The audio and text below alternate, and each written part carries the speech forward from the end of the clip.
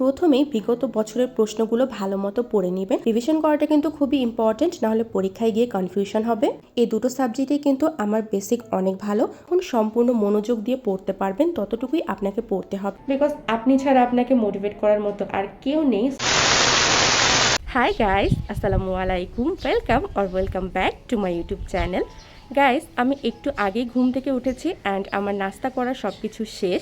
আমি ভেবেছিলাম যে আমি এখন পড়তে বসবো, বাট আমার এত বেশি ঘুম পাচ্ছে, সো আমি ডিসাইড করলাম যে একটু বাইরে হাঁটাহাঁটি করি, ঘুমটাকে তাড়াই, তারপরে পড়তে বসি। A few moments later. So বাইরে কিছুক্ষণ হাঁটাহাঁটি করার পরে আমি ফাইনালি আসলাম পড়ার জন্য। গতকালকেও আমার পড়ার টেবিলটা গোছানো হয়নি, সো আজকে আমি পড়া শুরু করার আগেই প্রথমে আমার পড়ার টেবিলটা গুছিয়ে নিচ্ছি। পড়ার টেবিলটা যদি সুন্দর মতো পরিষ্কার করে গোছানো থাকে তাহলে কিন্তু পড়তেও ভালো লাগে আর মনটাও ভালো লাগে। তো সমস্ত জিনিস আমি সুন্দর মতো অর্গানাইজ করে নিলাম। এরপরে আমি আমার পানির বোতলটা ভর্তি করে আনলাম। আমি প্রতিদিন সকালবেলা পানি খাওয়ার ট্রাই করি 1 গ্লাস করে। সো এইবার আমি ফাইনালি আমার টু ডু লিস্টটা রেডি করব। আমি ঠিক করেছি সামনের 2-3 দিন আমি বাংলা, ইংরেজি আর সাধারণ জ্ঞান এই 3টা সাবজেক্টের উপরে একটু বেশি গুরুত্ব দিব। এই সাবজেক্টগুলো একটু বেশি বেশি করে পড়বো, প্লাস আগে যা যা পড়েছি সব কিছু ভালো মতো রিভাইজ করব।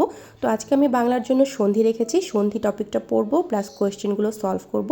আর প্রতিদিন আমি যে 20টা করে সিনোনিম, অ্যান্টোনিমার ফ্রেজ, সাথে আইসিটি অ্যান্ড জেনারেল নলেজ, এই হচ্ছে আমার আজকের টপিকগুলো। সো এগুলো আমি পড়ব। প্রথমে আমি সন্ধি দিয়ে শুরু করছি। অ্যান্ড বাংলা ব্যাকরণ প্লাস ইংরেজি ব্যাকরণ এই দুটো সাবজেক্টেই কিন্তু আমার বেসিক অনেক ভালো। All credit goes to my school teacher. আমাদের স্কুলে যিনি বাংলা ব্যাকরণ পড়াতেন উনি এত সুন্দর করে পড়াতেন, লিটারেলি এখন পর্যন্ত আমার তার পড়ানো মনে আছে। অ্যান্ড ইংলিশ আমি একজন টিচারের কাছে টিউশন নিতাম, উনিও খুব ভালো মতো পড়াতেন। সো এই দুটো সাবজেক্টে আমার অত বেশি সমস্যা নেই। সো আমি এই দুটো সাবজেক্ট কয়েকদিন ধরে একটু ভালো মতো পড়বো, রিভিশন করব, তারপরে আমি বাকি সাবজেক্টগুলো শুরু করব। আই থিঙ্ক এটা আমার জন্য ভালো হবে। 2000 years later. আমার সকালের পড়া ডান অ্যান্ড অনেস্টলি স্পিকিং আমার খুব কষ্ট হয়েছে সকালের পড়াটা কমপ্লিট করতে। গতকাল রাতে আমার ঘুমাতে একটু দেরি হয়ে গিয়েছিল অ্যান্ড সকালে উঠেই আমার অনেক বেশি খারাপ লাগছিল। আমি ভেবেছিলাম একটু পরে ঠিক হয়ে যাবে, বাট এখন আরও বেশি করে মাথা ব্যথা করছে। সো আমার ইচ্ছা ছিল আরও পড়ার, বাট এখন আসলে পসিবল না। সো আমি এখন একটু ব্রেক নিব, ওষুধ টষুধ খাই, একটু রেস্ট নেই, দেখি কি হয়। লাঞ্চ করতে করতে আপনাদের সাথে কিছু কথা শেয়ার করি। অনেকেই আজ করেন পরীক্ষার জন্য কত ঘন্টা পড়তে হবে, তো তাদেরকে আমি বলবো কোনো নির্দিষ্ট ঘন্টা নেই। আপনি যতক্ষণ সম্পূর্ণ মনোযোগ দিয়ে পড়তে পারবেন ততটুকুই আপনাকে পড়তে হবে। অন্যজন 10-12 ঘন্টা পড়ছে বলে আপনাকেও যে তেমনটা পড়তে হবে বিষয়টা তেমন না। আপনি যতক্ষণ ফুল কনসেন্ট্রেশনের সাথে পড়াটা পড়তে পারবেন ততক্ষণই আপনি পড়বেন। 1 hour later. লাঞ্চ করার পরে আমি একটু ঘুমিয়েছিলাম, বিকজ আমার অনেক বেশি খারাপ লাগছিল অ্যান্ড আমার মনে হচ্ছিল যদি একটু ঘুমাই তাহলে হয়তো বা বেটার লাগবে।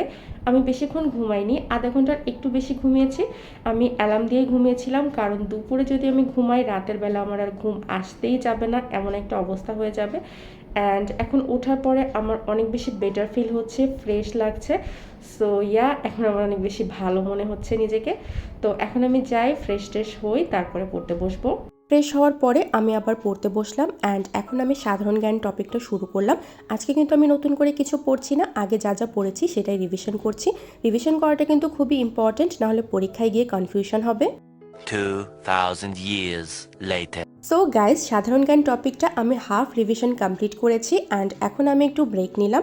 এখন আমি আর পড়বো না, একবারে সন্ধ্যার আজান হওয়ার পরে আমি পড়বো।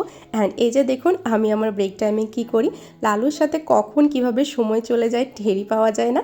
আমি গাছ থেকে পাতা পেড়ে ওকে দিচ্ছি আর ও এইভাবে পাগলের মতো পাতা খাচ্ছে। Later. সন্ধ্যার পড়াটা শুরু করার আগে আমি একটু চা বানিয়ে নিচ্ছি। আমি এখানে আম্মু আর আমার দুইজনের জন্য চাটা বানিয়ে নিচ্ছি। চাটা খেয়ে তারপরে পড়তে বসবো। অ্যান্ড আমিও কিন্তু আম্মুর মতো এইভাবে প্রথমে লিকারটা দিয়ে তারপরে এর মধ্যে দুধটা দিয়ে চা বানাই। আমার হাতের চা কিন্তু অত মজা হয় না, বাট আমি বানিয়ে দিলে আম্মু কিন্তু খুব মজা করেই খায়। গাইস, আপনারা যারা নতুন বিসিএস এর প্রিপারেশন নিচ্ছেন তাদের জন্য একটা অ্যাডভাইস থাকবে, আপনারা কিন্তু প্রথমেই বিগত বছরের প্রশ্নগুলো ভালো মতো পড়ে নেবেন। সেখান থেকে কিন্তু অনেক কোয়েশ্চেন রিপিট হয়, প্লাস সিলেবাসটাও ভালো মতো আয়ত্ত করে নেবেন। 2 hours later. গাইস, আমি এখন একটু ব্রেক নিব, বিকজ আমার অনেক বেশি ক্ষুধা পেয়েছে।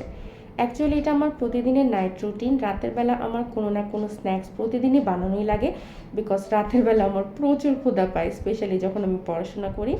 সো এখন আমি যাই রান্নাঘরে অ্যান্ড দেখি কি খাওয়া যায়।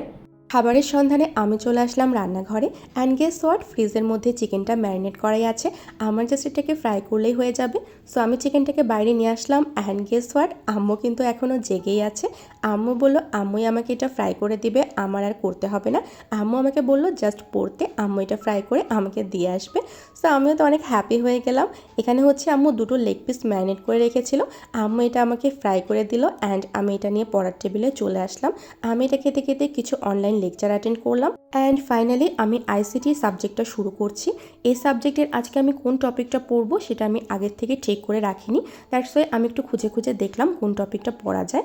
সো ফাইনালি আমি টপিক সিলেক্ট করেছি অ্যান্ড পড়া শুরু করলাম। এই টপিকটা শেষ হলেই আমার আজকের জন্য পড়া কমপ্লিট, বিকজ বাকি সব কিছু আমি রিভাইজ করে ফেলেছি। 2000 years later. So guys, I am done for today. আমার আজকের পড়াশোনা কমপ্লিট, আমি এখন ঘুমিয়ে পড়বো।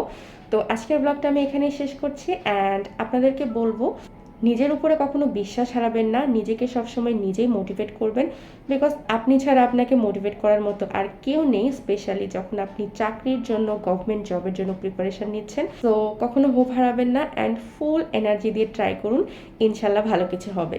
সো আজকের জন্য এতটুকুই। সবাই ভালো থাকবেন, সুস্থ থাকবেন। আল্লাহ হাফেজ।